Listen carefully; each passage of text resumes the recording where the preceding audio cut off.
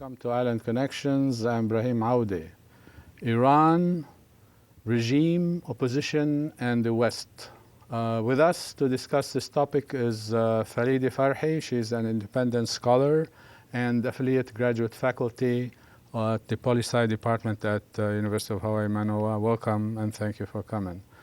The events that happened since the summer in Iran have been brought a lot of turmoil to Iran, of course, politically and otherwise, but also it occurs at a time of turmoil in the region as a whole. So could you give us an introductory remark about what happened since the elections, or even before the elections a little bit, and so we can have some background to continue with the discussion. Okay.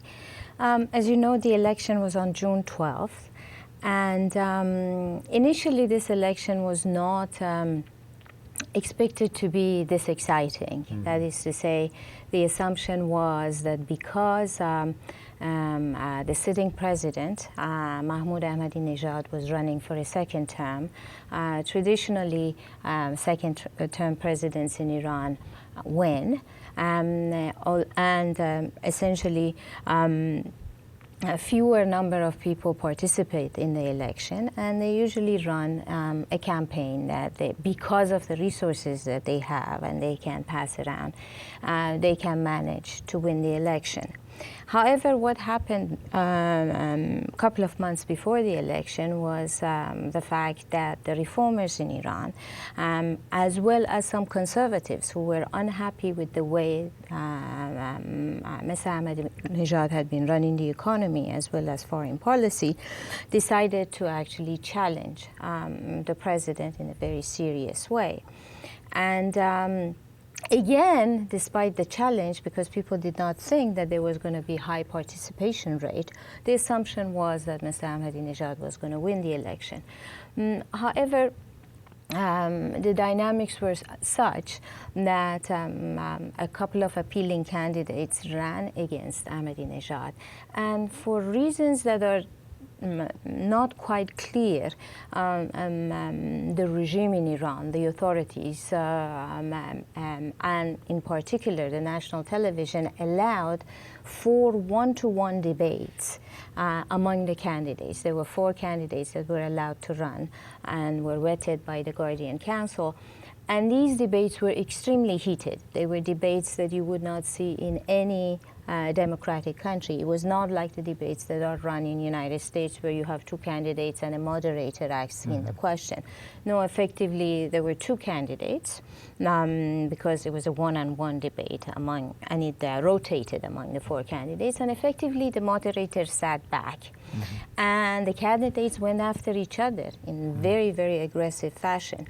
I think that gave the impression to the population that not only there were major differences among the candidates in terms of how they were going to run the economy as well as Iran's foreign policy, that those differences were serious, that the candidates themselves were taking it seriously. Therefore, the population began to think of this election in terms of a serious election with consequences for the future of Iran. Mr. Ahmadinejad ran a campaign that was essentially made the argument that his foreign policy, his aggressive foreign policy, has been very successful in browbeating the Americans in terms of Iran's nuclear program, and essentially made an argument that the confrontationist foreign policy has been good for Iran. And of course also defended his economic policies.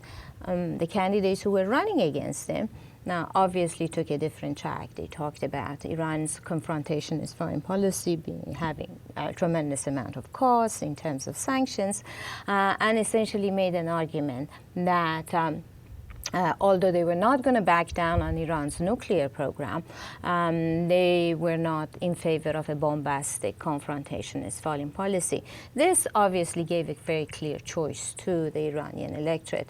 And And what it effectively led to was an extremely high voter turnout. 11 million more voters turned in to vote out of an electorate of about 46 million people. And that's 85% of the electorate. And whenever you have such a large number of Iranians entering the electoral process, they usually do not enter to vote for the status quo. They came and voted for change.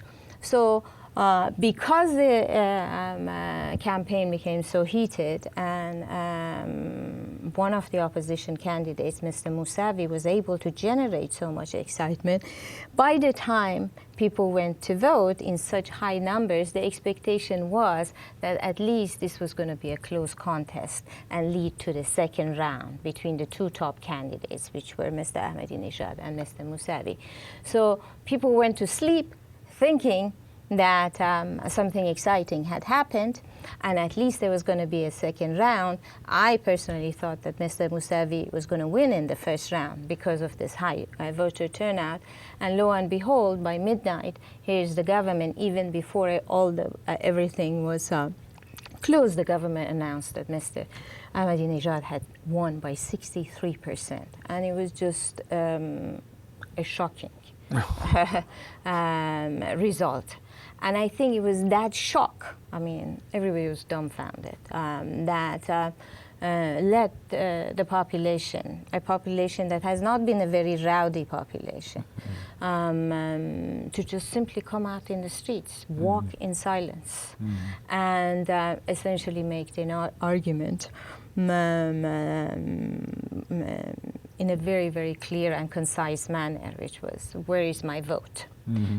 This was not an argument against the regime. They did not want an overthrow. The only thing they asked was, I voted, and where is my vote? Yeah, we have a photo of that. We can show it. Yeah, it's right there. Okay. Yeah. See? So what does it say in Farsi? On top of it, it says Moja Sabz, which means green wave. Green wave. Which is essentially the green color became the color of the opposition candidate Mousavi's campaign, and because it generated a wave of a large number of people participating in massive rallies, people ended up calling it the green wave. And on top, in Persian, it says, where is my vote? And of course, in the same thing in English. How do you say it in Rai man kojast. Man kojast. Yeah, Rai means vote. Rai vote, yeah? Rai vote. Where man, where? Man means me. Yeah. Kojast, where is it? Yeah, where's my vote? So that's interesting. I mean, we have rarely seen these numbers of people on the streets since the revolution. Since the revolution, I mean, as you know, Iranian revolution was also what we can call a very modern revolution. People simply walked in the street, demonstrated in massive numbers. 1 million, 2 million people, and then ultimately it led to workers' strikes. In this case, too, I think it was on June 16th that people just simply started walking in the streets between two major squares in Iran. One is called the Revolution Square, and the other one is called the Freedom Square. And this was the traditional route for the protesters during the revolution as well. And estimates are that anywhere from 2 to 3 million people came out in the streets in Tehran. It was just massive, massive number of people. It was like, people have described it, it was like a river if you were outside and going to work, because people went to work in the morning. And about 4 or 5 o'clock, that's when the demonstrations began. And if you wanted to go home, you simply couldn't, because these numbers were just so massive, and the movement was just so kinetic that you were just moved with these very large number of people. So the catalyst for this massive turnout was were the debates among the vetted candidates. And the campaign that was ran. The campaign, there were 2 reformist candidates. that ran. One was former Prime Minister Mir Hossein Mousavi, who is not a cleric, and then another reformist candidate by the name of Mehdi Karoubi, who is a cleric. And both of them were reformists. And interestingly, because they competed against each other, they also generated quite a bit of excitement and debate among the youth in Iran. In addition to that, there were other factors. For example, Mohsen Mousavi was the first candidate in Iran's post-revolutionary history that campaigned with his wife, hand in hand. Again, that was seen as a very, very important, clever move that created tremendous amount of excitement among the women. And she was impressive also. I mean, well, she was a former university chancellor. PhD in arts, an artist, a philosopher, a theologian. So she's a very impressive character. And we have a photo of Mousavi addressing the crowds. We can show it in a bit. Okay. This is a...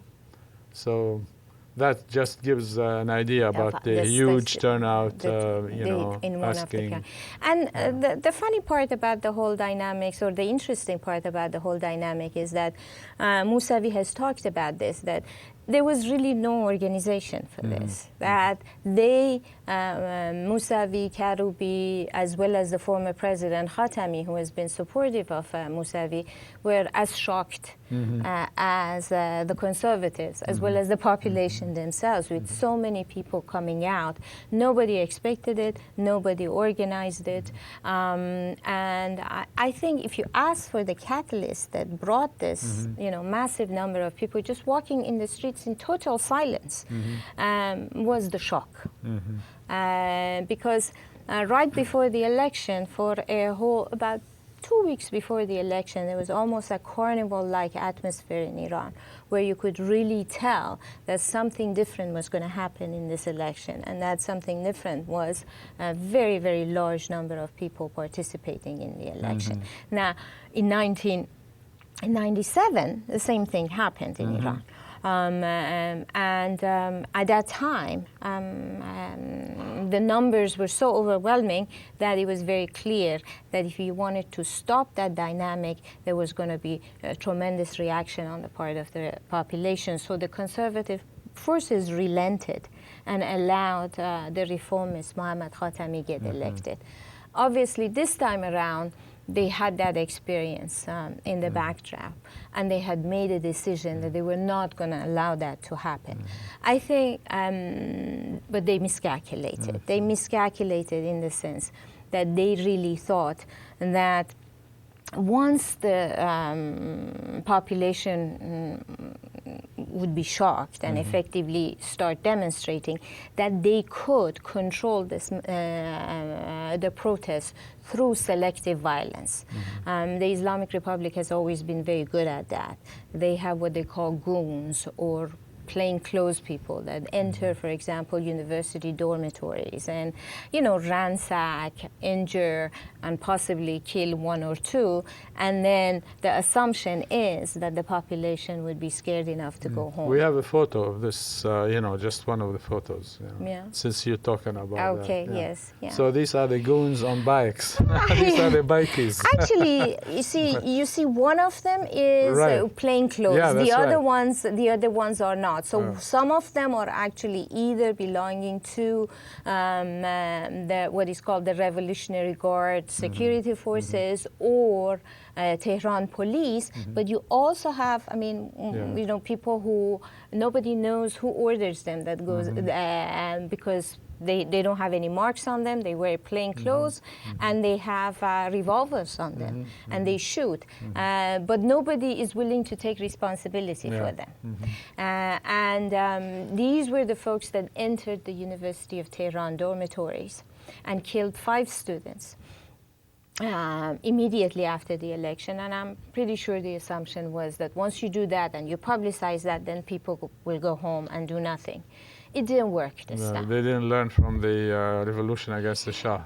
Well, for 30 years it had worked. For 30 years it had worked. I think they just did not understand what had happened right prior to election with all these massive rallies. And as I said, the carnival-like atmosphere had allowed people to get connected to each other on the streets, exchange emails, exchange phone numbers. And people had also realized that Mousavi had been able to bring together a coalition of people that came from different classes, different cultural inclinations, both, you know, so-called more westernized as well as the traditional ones. So people did get a sense that this was a movement that was broad-based, and its intent was to redirect Iran in a direction that they preferred. So I think the conservative forces had just miscalculated. So when you say reformers, and we know like Mousavi actually at one point was a conservative. I mean, was really conservative, right? Well, or what was he like? Iranian politics is so fluid and dynamic and constantly changing. Actually, Mousavi was part and parcel of a group of people who were considered to be leftists in Iran in the 1980s. He was, at the time in 1980s, the big debate in Iran was over economic issues, whether to centralize or privatize, whether to allow for commerce with the outside world and or effectively run an economy that is closer and is based on native capabilities. And Mousavi was, you know, in the 1980s on the side of many of the leftist issues, you know, on the question of economic justice, on the question of centralization, state ownership. But these were wartime periods. This was during the period of Iran-Iraq war from 1980 to 1988. That was the time that Mousavi was the prime minister, and Iran was a country that had both a president and a prime minister. And the president at that time was the current supreme leader, Mr. Khamenei, and he was part of the conservative rightist forces, while Mr. Mousavi was considered to be leftist. Now, if you talk to him, he says, well, things have changed. Okay, the kind of centralized closed economy, what they called couponism at that time instead of communism, because everything was rationed, was necessitated by the exigencies of the war in which Iran was engaged in, and effectively the whole world was on the side of Iran's opponents, who was Saddam Hussein of Iraq. So Mousavi's point was that times have changed, and therefore Iran needs to change as well. And he has changed on some basic issues. Yeah, but at the time in the 80s, the regime, like the clerics and all, were on the side of centralization too, right? No, there was huge debates. They were huge. Some were and some were not. Somewhere, okay. So there was, like Khomeini, for instance. And Khomeini took the side of the leftists during the 1980s. In fact, there was a confrontation between Mr. Khamenei and Mr. Mousavi in 1980s, where the president technically should be able to get rid of his prime minister. And he wanted to, but Mr. Khomeini did not allow him. Iran, from the moment was created, that is what is unique about Iran's politics, revolutionary politics. From the moment it was created, has been a contentious polity. You have had factions, multiplying factions at the speed of light. And in fact, Iran, you could say, is the only modern revolutionary society that was unable to create a revolutionary party because they couldn't get along. They were fighting so much within the party itself that finally Khomeini said, I've had it, and disbanded the party, the Islamic Republican Party. So even in the 1980s, you had huge debates, and at that time... And they killed each other. I mean, like I remember Parliament or some big building was blown up, and, you know, I mean, that's how they dispensed of each other, No, right? well, This was the early early revolutionary period. Yeah. And Iranian revolution was a multi-class, multicultural revolution. So you had many forces involved in the revolution, from secular, communist, liberal, to clerical or religious. You know, even we had what we called Islamic Marxists, you know, the Mujahideen. The Mujahideen Khalq, yes. And what happened in the initial period, right before the war, and in fact, once the war occurred, it allowed the clerical community to consolidate power. First, the sort of liberal nationalist Islamists were dispensed of, the provisional government of Mehdi Bazargan. Then there was a president elected who was a non-cleric, and ultimately he was forced out of the country, Mr. Bani Saad. And then this major fight occurred between these two religious forces, the clerical forces and the Mujahideen, who were also clerical. I mean, they were religious, but not clerical. And ultimately they were pushed out of the country. But in the initial period, the Mujahideen were involved in, for example, they blew up the headquarters of the Islamic Republican Party. 72 people died. Very major, important clerics that were leading forces of the Iranian revolution died. And then, after Bani Saad left the country and a new president and prime minister were elected, again, their offices were blown up. And they were so, this was part of a very contentious period over the control of the state, immediate revolutionary period, which, if you think of it, and for example, compare it to other situations, it actually was a very short period of time. For example, compare it to what has happened in Iraq since its so-called liberation and the creation of a new government. You have had so much violence. That did not happen in Iran. What you had was a short period of intensified violence that led to the killing of important leaders, but then in a very short period of time, because you had this very important personality, Ayatollah Khomeini, you know, all the arms, for example, were collected. And because of the war and the massive mobilization that occurred because of the war, this new government was able to crush all other dissent and, in effect, consolidate power. But its consolidation did not lead to a centralized government. You had all these factions within the government fighting with each other or competing with each other in a relatively non-violent way. And that has continued all the way to today. But again, like now, when you say reformist, or the reformists, there are differences between, say, Karoubi and Mousavi. No doubt, no doubt. And so, reformists in terms of political, economic, both, and what are the reforms that they are after? Reformism in Iran, the term itself came into being with the 1997 election of Mohammad Khatami, and his platform was a political reform platform, no doubt about it. I mean, Iran had begun its process of moving away from complete centralization of its economy with the presidency of the previous president, Rafsanjani. But Khatami's platform was one of political reform, democracy, increased participation of the population, and there was a reason for this. The Islamic Republic from the beginning has made a distinction between what is called the insiders and the outsiders. Now, the insiders are the pious, the religious. Well, not all of the Iranian society are pious and religious. And the Islamic Republic has always made a deal with them. And the deal has been that you can do whatever you want to do, you know, privately.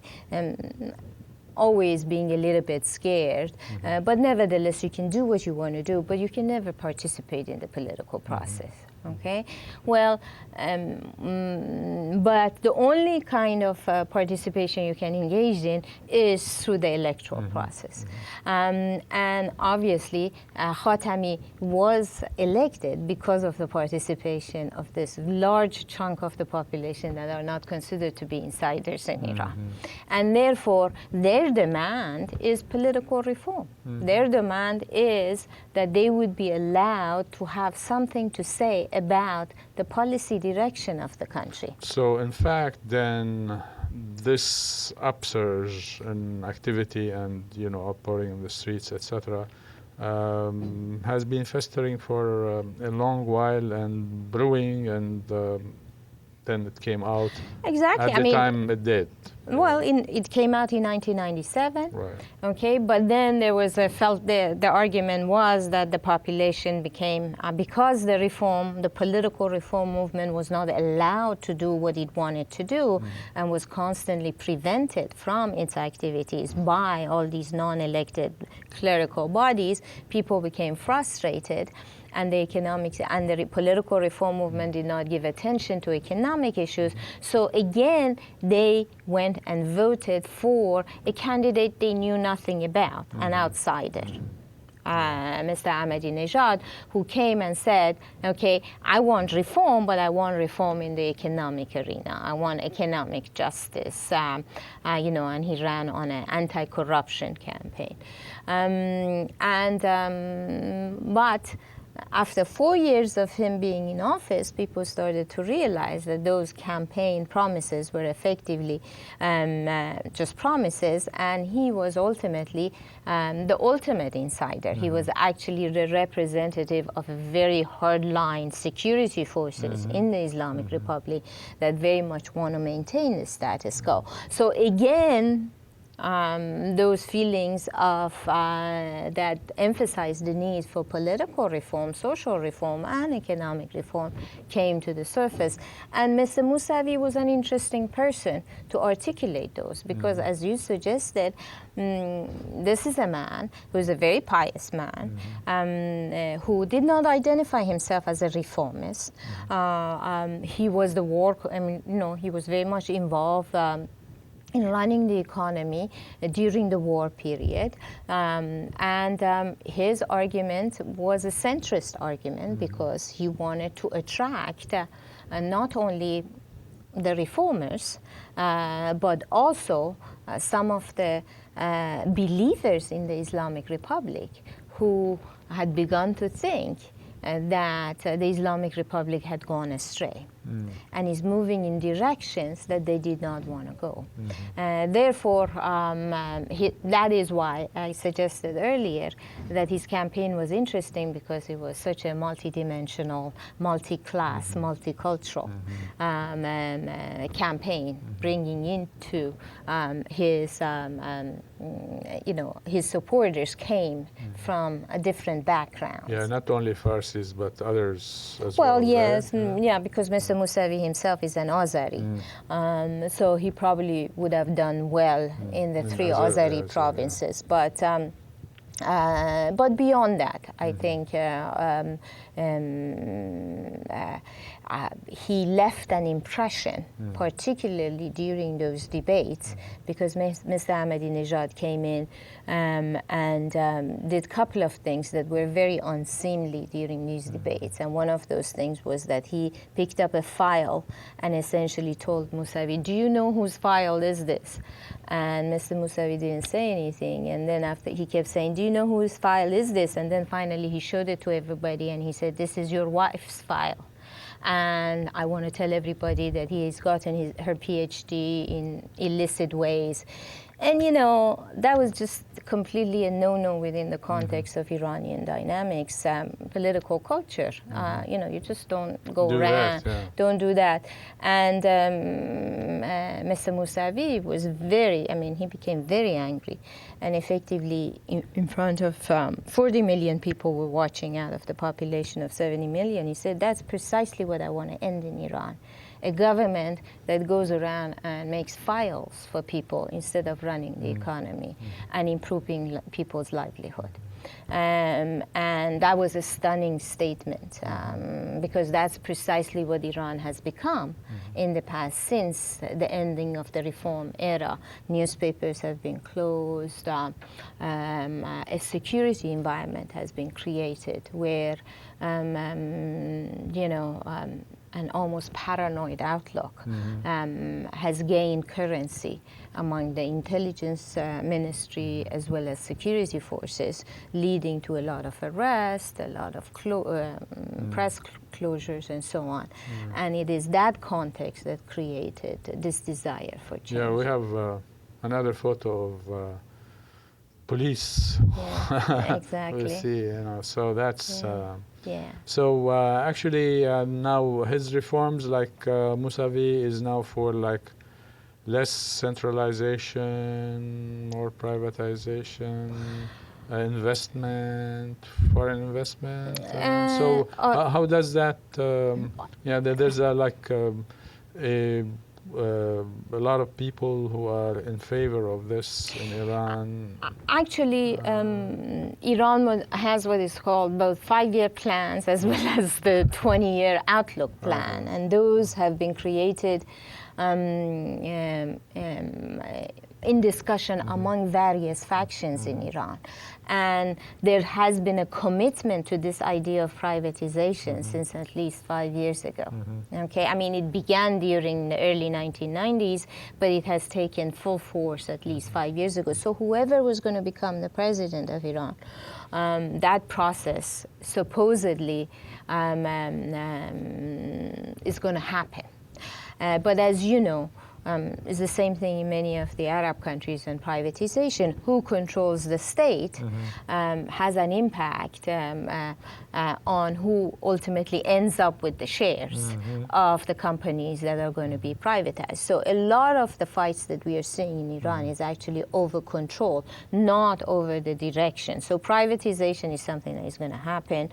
And presumably, had this election gone right, doesn't matter if Mousavi had won or Ahmadinejad had won. In terms of Iran's relations with the outside world, had there not been these massive demonstrations and then the subsequent violence that has put the government in a very difficult position, with the election over, Iran would begin a process of negotiation with the outside world with the intent to end the kind of sanctions and boycotts and embargoes that have been put or have been placed on Iran for the past 15, for 2 decades, because the Obama administration had hinted and in fact had written a private letter to Iran's leader, Mr. Khamenei, before the election, saying that they were ready to begin negotiations with Iran without preconditions, something that the Bush administration was not willing to do. I think that process has been set aside. Because Iran is in such a mess at this point, and there's, that it's just very difficult for it to engage in that kind of comprehensive negotiations with the outside world. But what Mr. Mousavi was saying that was different from Mr. Ahmadinejad was in terms of Iran's foreign policy. That they had no differences on the nuclear issue, but what Mr. Mousavi was saying was that Mr. Ahmadinejad had engaged in 4 years of very bombastic, useless confrontation, like denial of the Holocaust or the idea of blowing up Israel, withering Israel away, or whatever you call it. All these Ahmadinejad had gotten a lot of mileage out of in order to make himself known, not only domestically, but also in the region. In the region, I mean. But not like globally, Not globally, but, and also inside Iran, actually a lot of people were not happy being represented that way, but Mr. Ahmadinejad was playing the region, okay, because, and he was doing it. And his base, too. And his base, and he was doing it for a reason too, because the United States on the other side was also trying to get the leaders of the Arab world to cooperate against Iran. So what Mr. Ahmadinejad was trying to do was to mobilize the masses, the so-called Arab street, so those Arab leaders would be hesitant in terms of their own coalition against the Iranian government. So both of them were playing different sides. And as you know, in some contexts leading to tragic results, like in the case of Lebanon, where an actual proxy war is being fought among states that are non-Lebanese, and Iran is one of them.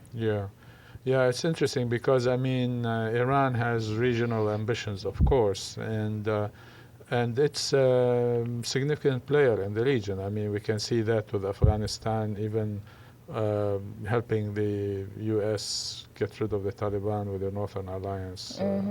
And also in terms of Iraq, I mean, who's now governing Iraq? I mean, that's something... Iran has influence in Iraq. I don't think anybody can govern Iraq, but it's as much a quagmire for the Iranians.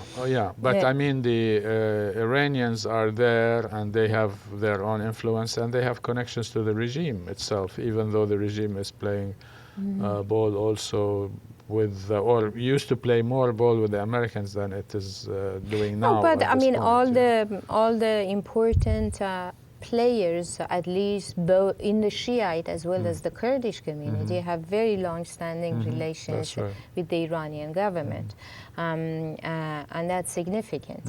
And that is why the Iranians have a lot of cards to play. And not only that, I think what people do not understand is that with what happened in Iraq, an important cultural barrier, effectively, a wall that had been created between these two very strong, passionate Shiite communities was broken. So now you have massive interface of Iraqi and Iranian population. Something close to 3 million Iranians every year visit Iraq, and something like over 1 million Iraqis visit religious sites in Iran. These are huge numbers, and because of the history, you also have a lot of intermarriages. You have connections among these two very strong, communities that give Iran the kind of cultural influence that is much more difficult to uproot.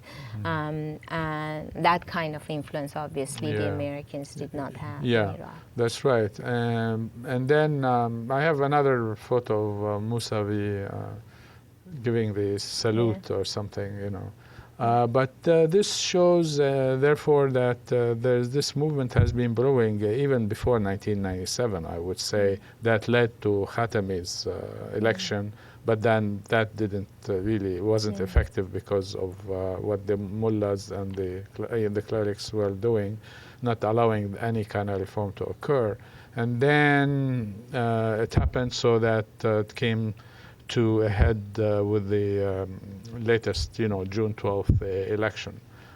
So basically then, if, for instance, all the players are not disagreeing on, shall we say, privatization, etc., but who would get, the gold from that kind of privatization, then the reform is mostly political, more democracy, more opening to the West? Definitely bringing Iran out of isolation and, as I said, allowing that huge part of the population that is not considered to be insiders to have a voice in the policy direction of the country. Now, you can see why then the conservative forces would come back and effectively argue that the reformers essentially want to sell the country to the outside world, to the West. Okay, so you must know that since the election, major reformist leaders have been arrested, Stalinist trials have been put on, with them essentially making an argument that what has happened in Iran is really not something genuine. It's what is called, sometimes they call it a velvet revolution or an orange revolution. So they are trying to give the impression that what has happened in Iran was not homegrown, and it was actually something that was paid for and encouraged by the United States in the same way that the Orange Revolution in Ukraine and the revolution, the change of government in Georgia was. So the conservatives have created these trials or bringing people in to recant and say they made a mistake, and again, they are also giving hints that there's going to be a cultural revolution again in Iran. After the revolution, Iran went through a cultural revolution period where universities were Islamicized, and a whole lot of faculty members that were trained in the outside world were kicked out of the university. The universities were cleansed. That was the language that was used.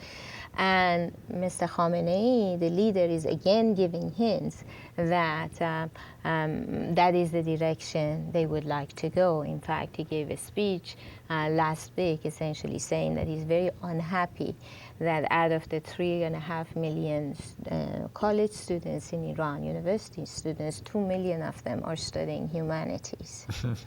And humanities are fields, humanities and social sciences, that are tainted by Western knowledge.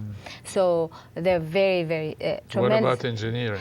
Engineering, they're fine, but no Western knowledge. No Western knowledge. So there are real fears. They're again talking about Islamic humanities and Islamic philosophy being the only thing that is being taught at university. And today, two important campaign managers, both for Mr. Karoubi and Mousavi, were arrested. So it is quite possible that because neither Mr. Mousavi nor Mr. Karoubi are giving up, and they are have moved in the direction of lodging complaints against the state for the violence that has occurred in various prisons in Iran. Iran is going through a period of major scandal that is very similar to the American scandals connected to Abu Ghraib in Iraq, as well as Guantanamo, because people were taken into these prisons that were completely substandard. And reports are coming out that, they got meningitis, they got killed, they were raped, both men and women. So both of these candidates, as well as the former president, Khatami, are pursuing these cases. And it is quite possible that if they do not stop complaining, and they're not showing any signs of stopping, that they will be arrested soon as well. Another photo for Mousavi, like you just see the crowds here. The other thing I wanted to ask is, okay, here's a homegrown groundswell of people saying that we don't want to be governed the way we have been so far, and they expressed that in the elections for like more reforms in terms at least of political reforms, etc. And then you have a lot of pressures on Iran from outside, from the West, especially the United States. And of course, Israel would like to see Iran destabilized, etc. And you have this homegrown thing that probably the U.S. and others would want to go in there and make trouble and take advantage of that, homegrown wave. You see. Yeah. So could you speak a bit to that? And well, I mean, that's certainly that was the plan that George Bush had for Iran. I mean, he created this democracy fund that presumably was intended to create a wave like this in Iran. And that is why the hardliners in Iran have this very important excuse to arrest people and to say, look, United States has this democracy fund, it has these satellites programs that are being beamed into Iran, constantly trying to make the Iranian population unhappy about the government. So see, this is what this is what their soft power is trying to do, is to have a soft, colored velvet revolution in Iran, not only change the behavior of the regime, but by changing the behavior of the regime, actually changing the regime. Yeah. Okay?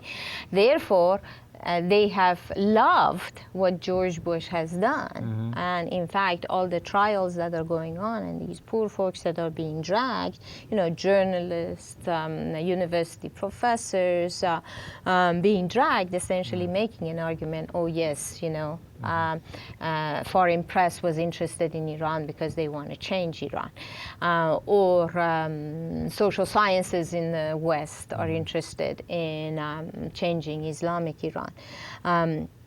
The Obama administration, however, has been very hesitant to be involved in this process because they understand that any kind of involvement in this process would actually undermine the reform movement.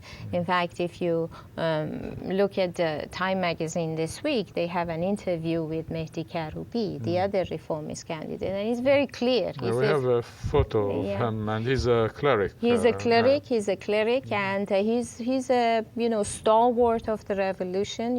Has been around since the revolution. They cannot budge him. He was the head of what is called the Foundation for the Dispossessed and Martyrs for years. Speaker of the parliament, but he says that my conscience will not allow me to let this happen. I cannot allow history to say that violence has occurred in Iran, these kind of rapes and murders have occurred, and no cleric stood up to resist it. But in his interview with the Time magazine, he says, leave us alone. I mean, the kind of demands that the United States has on Iran in terms of its nuclear program are illegitimate. This is a family fight. You have nothing to do with it. Go home, So, and, the Obama administration has been extremely hesitant in terms of, involving itself. Despite that, the hardliners in Iran continue to accuse United States of being involved, and they have some justification because the Democracy Fund has not been disbanded. Okay, Voice of America still beaming inside Iran. Radio Free Iran. These are all. What are they intended? They are intended to create dissatisfaction among the population against the regime. So, and of course, United States has been under American sanctions for the past, almost from the beginning of its revolution. So none of the pressures that were created by the previous administrations have lessened. And in fact, the Obama administration, at least his Secretary of State, Hillary Clinton, has said that they are going into the negotiations with Iran to come up with some sort of a resolution. But if it doesn't, United States is preparing for what Hillary Clinton has called crippling sanctions of the Iranian economy. Yeah, because when she was running in the Democratic primary, and somebody asked her, what if like Iran attacked Israel? She said Iran would be incinerated or something like that. But that, I mean, I don't mind that statement because that was a statement of deterrence, which is fine. I mean, Iran has said repeatedly they have no intention of attacking Israel. They have said if Israel attacks us, we'll attack Israel. But Iran, you know, Iran is not a crazy state. You know, the leaders of Iran, and they have no intention of being incinerated. I think that was the language that she was used. In fact, the problem that the United States, Israel, as well as others have had, Europeans, in dealing with Iran's nuclear program, which Iran has always said it's a peaceful program, is that they have never allowed themselves to apply the same kind of deterrence principles that, let us say, they apply to China or Soviet Union and then later Russia. Let us say that Iran is intending to get nuclear weapon or become a virtual nuclear weapon state. So what? You know, they have never gone in that direction to say that even if Iran becomes a nuclear weapon state, like other nuclear weapon states, it can be deterred because they are not a suicidal state. They are a rational state intent on survival. But there are, like, you know, the Israelis, and not only the Israelis, the extreme right wing in this country, etc., tries to depict Iran as like a bunch of nuts ruling Iran and all that kind of stuff, and nothing rational about them. But also the neocons during the previous administration were gunning for Iraq, and then they really, and also these neocons were Zionist basically, and Israel was also gunning for Iraq, and then that happened, you know, the invasion of Iraq. And Israel, for the longest time, has been going after Iran, like egging the U.S., trying to use its influence, etc., to have like the U.S. Attack Iran when the opportunity arises, or at least allow U.S. allow Israel to attack Iran, which would be like really nuts. I mean, if anybody is irrational, it's that kind of logic. So, any comments on that? Well, but the argument is premised on this notion that Iran cannot be deterred. Okay, but I think more so than that.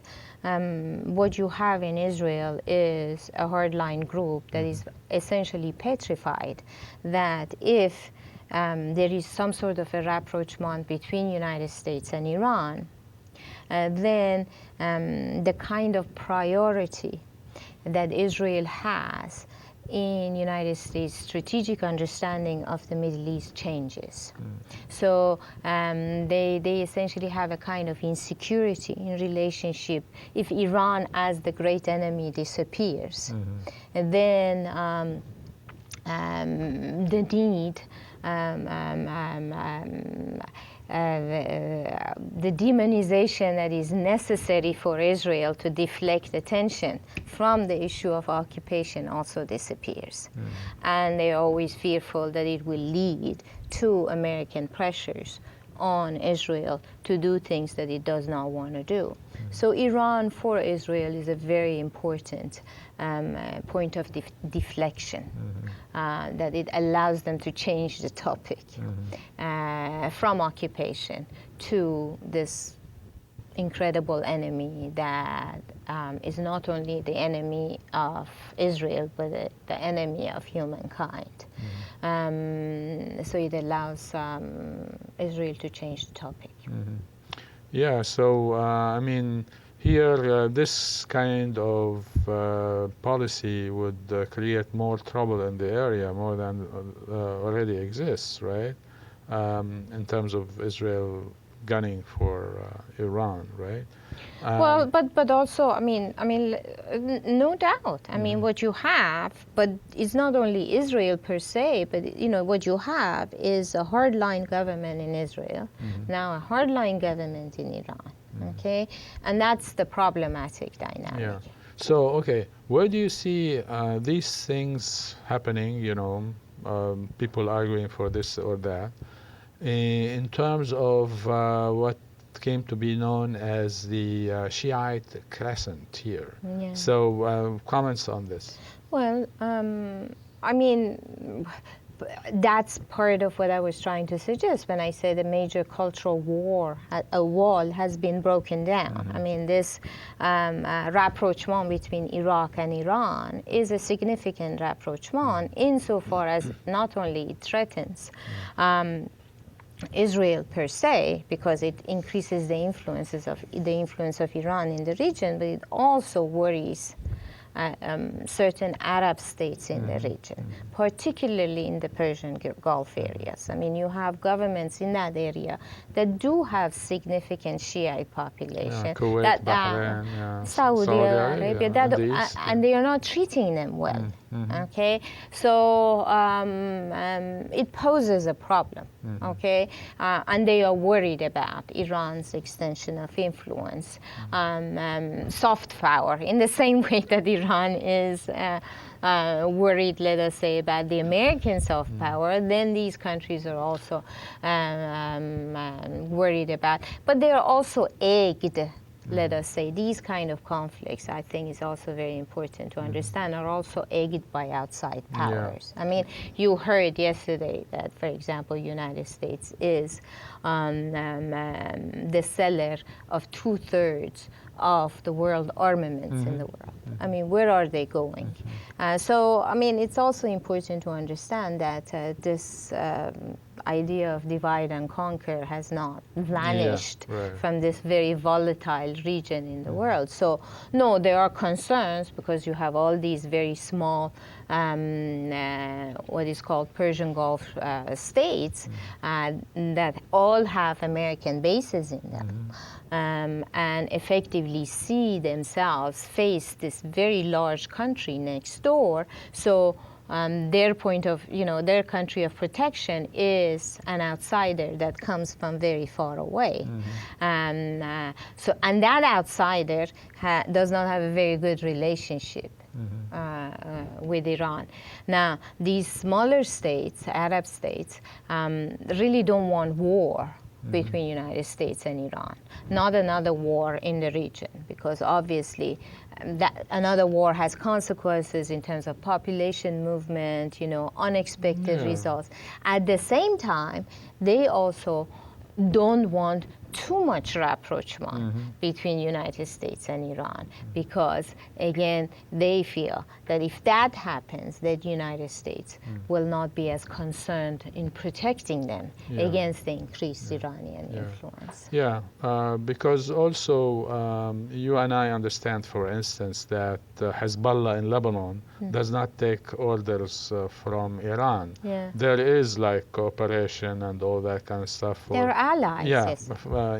But then to make it like as a Shiite crescent becomes like some kind of mythology.